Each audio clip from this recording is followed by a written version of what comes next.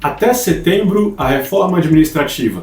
Essa não é uma manchete de agora não, é uma manchete de 1953, no último governo Getúlio Vargas, em que também promessas de maior eficiência no setor público eram feitas. E aí, será que dessa vez vai ser diferente? Será que uma reforma administrativa bem ampla vai finalmente ser feita?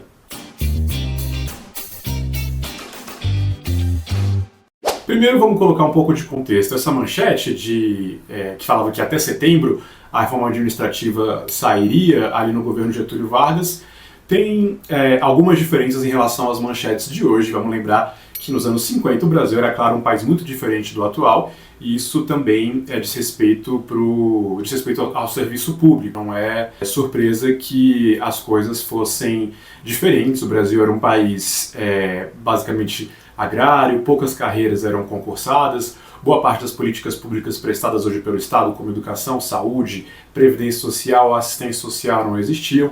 Então, muito do que se falava em reforma administrativa naquele momento era no sentido contrário ao que a gente fala hoje, quer dizer, fortalecer os meios de atuação do Estado, até no sentido de ampliar o tamanho do Estado, mas tem algumas semelhanças. O que foi discutido no fim das contas e aprovado era uma proposta do presidente Getúlio Vargas que tinha uma justificação bem interessante.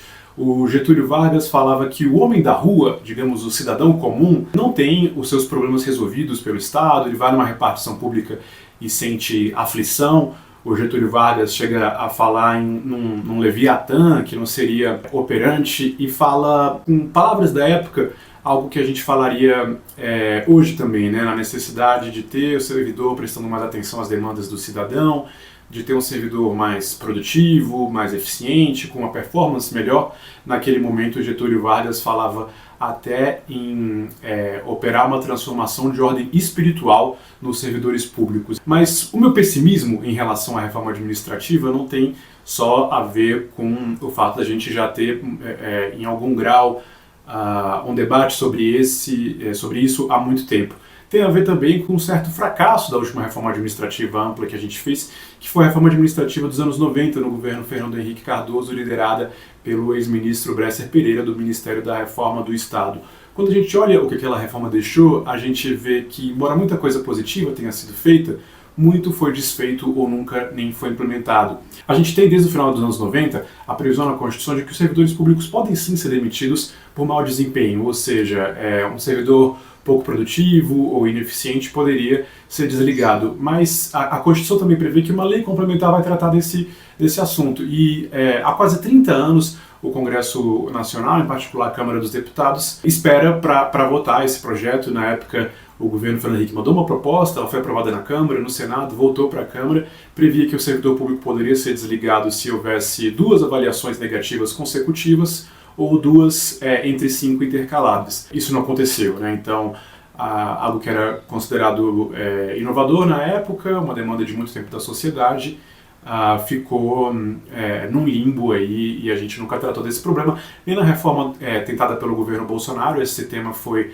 tratado de frente. A única coisa que mudava ali era a proposta de que, em vez de ser uma lei complementar, esse assunto seria regulamentado por uma lei ordinária, ou seja, apenas a dificuldade ou facilidade de aprovação dessa matéria teria sido modificada. Um outro aspecto da reforma administrativa do Bresser que não foi implementado, na verdade foi até desvirtuado, foi o teto remuneratório. O Bresser, que hoje é o intelectual mais próximo dos trabalhistas, tem uma fala bastante interessante na última década, em que ele fala, de certa forma, tem um certo ressentimento, uma grande mágoa em relação ao teto remuneratório, porque ele procurou na época o presidente do Supremo Tribunal Federal, tentou fazer uma redação que fosse imbatível, digamos assim, uma redação que não pudesse ser driblada pelas forças que geram os super salários, e previu ali então que ninguém poderia receber mais do que teto remuneratório, salvo verbas indenizatórias, aquelas verbas para repor uma despesa que alguém tem com o serviço público.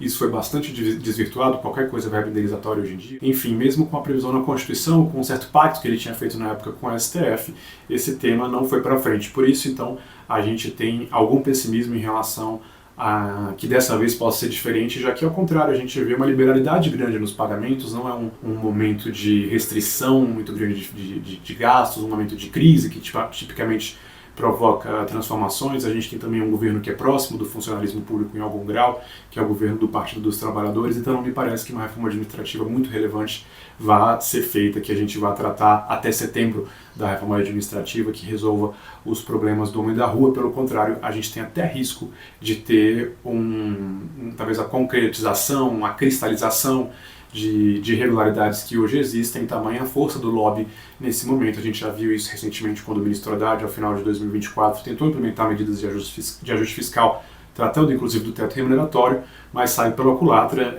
A proposta dele para a redação do teto remuneratório na Constituição ficou ainda pior do que era antes, depois de ter passado pela Câmara dos Deputados. Então, na conjuntura atual, me parece que existe um risco grande de captura da reforma administrativa. A gente já ouve falar de mudanças para valer só para servidores que ainda vão ingressar, ou seja, mudanças que só valeriam na prática a partir de décadas, que não é o que a gente está discutindo, por exemplo, na reforma tributária, quando a gente fala de taxação dos mais ricos. Imagine a indignação que causaria se a gente falasse vamos taxar os mais ricos, mas só os mais ricos que ainda não nasceram ou que ainda não começaram a contribuir para o imposto de renda.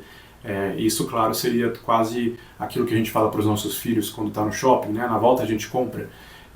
E acho que a reforma administrativa, com essa discussão agora de, nas principais mudanças, alcançar apenas os novos servidores, corre esse risco. Essa manchete aí do jornal o Globo sobre o período do Getúlio Vargas, falando de até setembro a reforma administrativa, é um lembrete importante de como a gente parece viver sempre naquele dia da marmota, né? Sempre discutindo as mesmas coisas, e parece que a gente não consegue essa transformação espiritual que o Getúlio falava desejar para o servidor público. Eu sou Pedro Fernando Neri, colunista do Estadão. Você pode me ler no site na segunda-feira à noite ou no jornal impresso na terça-feira. Até a próxima!